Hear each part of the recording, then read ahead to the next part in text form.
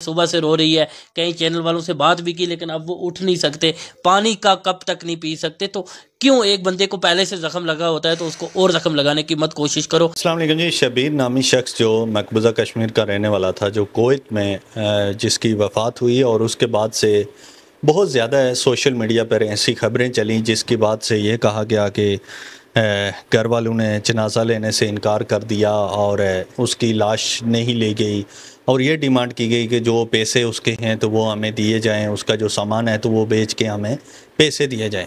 باقاعدہ سے کویت سے ویڈیو بھی سامنے آئی۔ اس کے بعد سے گھر والوں نے بھی اس کے بارے میں ویڈیو بنائی، اور بہت ساری ایسی ویڈیو میں نے دیکھی جہاں پر گھر والے یہ کہہ رہے ہیں کہ زیادہ صدمہ ایک دوسرا صدمہ جائے گا، اسی بنا پر ہم نے کویت گورنمنٹ سے پرمیشن لے کر انشاءاللہ اس کو کل ٹھیک وقاف کے ذریعے وہاں دفن کروا دیا۔ گھر والے تھے تو وہ کہہ رہے ہیں کہ شبیر کو کوئی ایسی بیماری تھی جس کی وجہ سے ڈاکٹرز نے ہمیں یہ کہا کہ اگر اس کو ہم کشمیر بھیجتے ہیں تو بھیجنے میں کافی دن لگ جائیں گے، اور یہ جو بیماری ہے تو اس کی وجہ سے پورا جسم اس کا خراب ہو جائے گا، اور اس کے بعد سے آپ اس کو دیکھ نہیں پائیں گے، تو اگر آپ کی اجازت ہو تو ہم اس کو کویت میں ہی دفن کر لیتے ہیں۔ تو کیونکہ وہ جو لوگ تھے، جو گھر والے ہیں اس کے، جو بزرگ آپ دیکھ بھی سکتے ہیں، تو یہ ایک عالم دین ہے، اور انہوں نے کہا کہ ٹھیک ہے، اسلامی روح بھی یہی ہے کہ مردے کو جلد از جلد دفنا دینا چاہیے، اور اگر ایسی کوئی بات ہے تو پھر 100% دفنا دینا چاہیے۔ اب یہ باتیں تو ساری میں نے آپ کو وہ بتائیں جو سوشل میڈیا پر چلی۔ شبیر جو کویت میں تھا تو یہ 15 سال سے تقریباً کویت میں تھا، اور اس کے 3 بچے ہیں، اور اس کی جو وائف ہے تو وہ بھی آپ دیکھ سکتے ہیں ویڈیو میں۔ مجھے افسوس ہے کہ ان کی ویڈیو بھی چلانی پڑ رہی ہے، لیکن کیا بیتے گی۔ تو جو رکھے الزام میرے جو فادر ہیں ان پہ لگائے گئے ہیں تو وہ غلط الزام میں جھوٹے ہیں۔ وہ ہمارے ساتھ پہلے بھی تھے، آج بھی ہیں، اس کے بعد بھی رہیں گے۔ وہ کیوں نہ ہمارے ساتھ کھڑے رہیں، کون ہے ہمارا۔ یہ لیکن کنفیوژن اتنی زیادہ ہے کہ مجبوری ان کی ویڈیو بھی چلانی پڑ رہی، اور ساتھ میں ان کے جو چاچا ہیں وہ بھی آپ دیکھ سکتے ہیں، گھر کی حالت بھی آپ دیکھ سکتے ہیں، اندازہ ہوتا ہے۔ ان کی والدہ، شبیر کی جو والدہ ہے، بہنیں ہیں، یہ بھی ساری ویڈیو کے سامنے آ گئیں۔ صبح سے رو رہی ہے، کئی چینل والوں سے بات بھی کی لیکن اب وہ اٹھ نہیں سکتے، پانی کا کپ تک نہیں پی سکتے۔ تو کیوں ایک بندے کو پہلے سے زخم لگا ہوتا ہے تو اس کو اور زخم لگانے کی مت کوشش کرو۔ کس قدر یہ خاندان مجبور ہوا ہوگا کہ یہ سارے لوگ میڈیا کے سامنے آئے۔ ایک جو لو کلاس فیملی ہوتی ہے تو وہ کوشش کرتی ہے کہ سوشل میڈیا سے دور رہا جائے، لیکن جب یہ کنفیوژن پھیل گئی کہ انہوں نے لاش لینے سے انکار کر دیا تو یہ جنگل میں آگ کی طرح یہ ویڈیو پھیلی، اور دھڑا دھڑ لوگوں نے ایسی پوسٹیں کرنا شروع کر دیں کہ ماں باپ کو برا بھلا کہنا، اور اس جو ویڈیو ہے اس کے کمنٹ میں بھی ہزاروں لوگ اتنا زیادہ گھٹیا زبان استعمال کر رہے ہیں، مجھے حیرت ہوتی ہے۔ میں جس گھر میں ہوں تو میں اگر 15 سال سے اس گھر کو چلا رہا ہوں تو مجھے نہیں لگتا کہ میرے گھر والوں کو اتنی ہمت ہوگی کہ وہ میرے ساتھ ایسی بات کرے، اور میں اگر مر جاتا ہوں تو 15 سال کا جو ریلیشن ہے، اور اس کے جو 3 بچے تھے، اس کی بیوی تھی، تو یہ ریلیشن ایک دم ختم نہیں ہو جاتا۔ کوئی وجہ یہ ہوئی ہوگی تو میں ختم ہوا ہوگا نا۔ 15 سال میں اس نے کتنی چھٹیاں کاٹی ہوں گی، تو چھٹیوں میں کیا اس نے اتنا بھی نہیں اپنے گھر والوں کے ساتھ تعلق رکھا کہ بھائی وہ اس کی لاش لے جاتے؟ ایسا تو نہیں ہو سکتا نا کہ گھر والے ہی سارے جرمدار ہیں، گھر والے ہی سارے وہ قصوروار ہیں۔ کچھ نہ کچھ قصور تو اس کا بھی ہوا ہوگا نا۔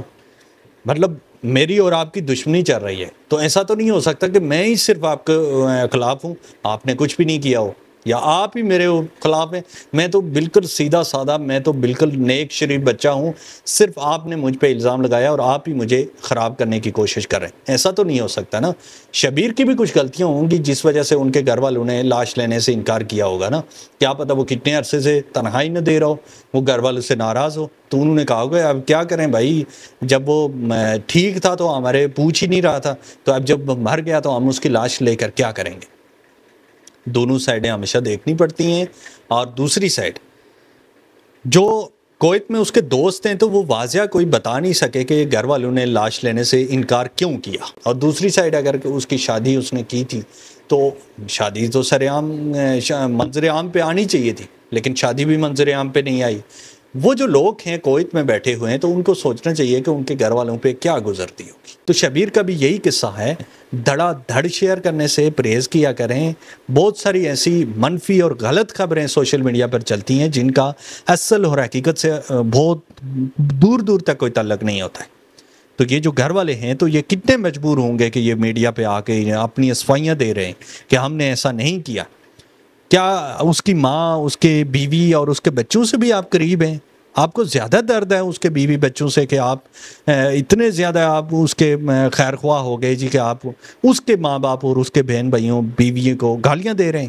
آپ اس سے قریب تھے 15 سال، جس شخص کو آخر کسی نے پالا پوسا بھی تو ہوگا نا، بیوی نے اس کے لیے کچھ کیا ہوگا کہ نہیں؟ 3 بچے اس کے ایسے ہی عوام میں تو نہیں ہوگے نا، بیوی نے کچھ برداشت تو کیا ہوگا اس کے لیے۔